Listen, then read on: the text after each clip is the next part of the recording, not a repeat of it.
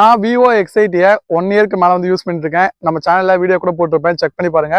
And Vivo X80ல இப்ப ரீசெண்டா Android 15க்கு முன்னாடி ஒரு அப்டேட் வந்து கொடுத்திருந்தாங்க. Security patch update.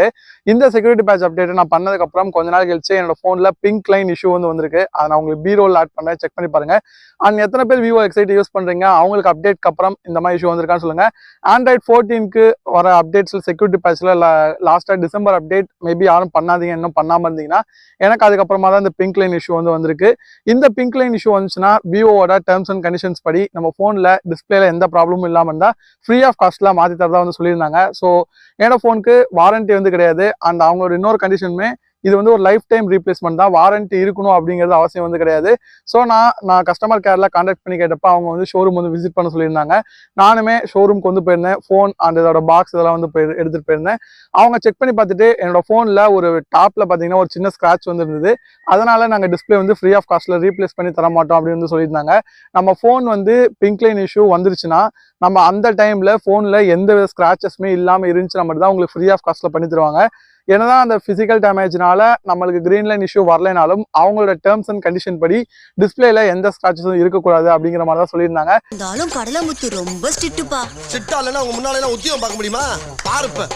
நானும் எவ்வளோ ரெக்வஸ்ட் பண்ணிலாம் கேட்டு பார்த்தேன். பட் ஆனால் அவங்களோட டேர்ம்ஸ் அண்ட் கண்டிஷன் அதுதான்.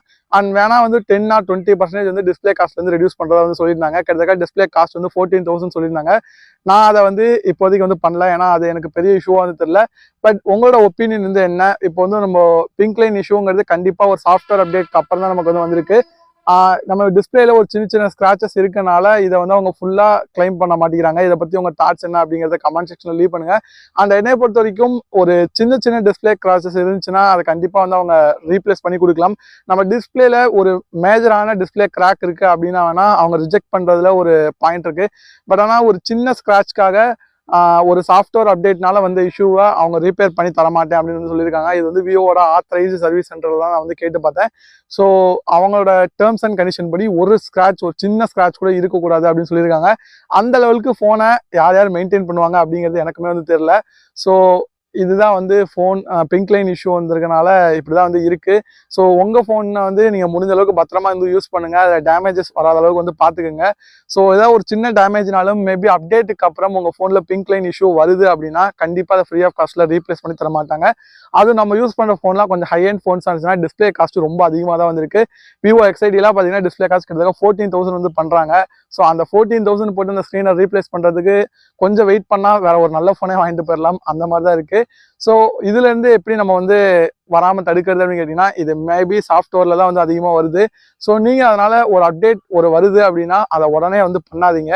ஸோ அந்த அப்டேட் வெர்ஷனை பத்தி செக் பண்ணி பாருங்க. அந்த அப்டேட் பண்ணதுனால ஏதாவது ப்ராப்ளம் வந்து இருக்கா இல்லையா, மேபி ஒரு சில பேருக்கு வராம கூட இருக்கலாம். பட் இருந்தாலும் நீங்க கொஞ்சம் வெயிட் பண்ணி பண்ணுங்க எல்லா அப்டேட்டையுமே. நானுமே இந்த அப்டேட் வந்து வெயிட் பண்ணி தான் வந்து பண்ணேன். பட் ஆனால் நான் இஷ்யூ வரும்னு எதிர்பார்க்கல. எனக்கு அப்டேட் பண்ணி ஒரு 3-4 டேஸ் கழிச்சு தான் அந்த லைனே வந்துச்சு. பட் எனக்கு அந்த சின்ன ஸ்கிராட்சுங்கிறது வந்து ஒரு 3 மாசத்துக்கு மேலேயே இருக்கும். அதுக்கு முன்னாடிலாம் அப்டேட்லாம் இருந்துச்சு, அது பக்காவாக தான் இருந்தது. ஸோ அந்த சின்ன ஸ்கிராட்ச்னால கண்டிப்பா பிங்க் லைன் இஷ்யூ வரல அப்படிங்கிறது எனக்கும் தெரியும், அவங்களுக்கும் தெரியும். பட் ஆனால் அவங்களோட டேர்ம்ஸ் அண்ட் கண்டிஷன் படி டிஸ்பிளே ஃப்ரீ ஆஃப் காஸ்ட்ல மாத்தணும்னா எந்த ஸ்கிராட்சும் இருக்கக்கூடாதுங்கிறது தான் பண்ணலாம். ஆனா பண்ண மாட்டேன். எனக்கு அது வந்து அந்த அளவுக்கு ஒரு பெஸ்டான ஆப்ஷனா தெரியல. ஏன்னா ஒரு சின்ன சின்ன ஸ்கிராட்சுக்கு வந்து அவங்க ஏதாவது கன்சிடர் பண்ணலாம். பட் ஆனால் பண்ண மாட்டேங்கிறாங்க. உங்களுக்கு இந்த மாதிரி ஏதாவது ஃபீட்பேக் இருந்திருக்கு அப்படின்னா மறக்காம கமெண்ட் செக்ஷனில் லீவ் பண்ணுங்க. எனக்கு நடந்தது இதுதான்.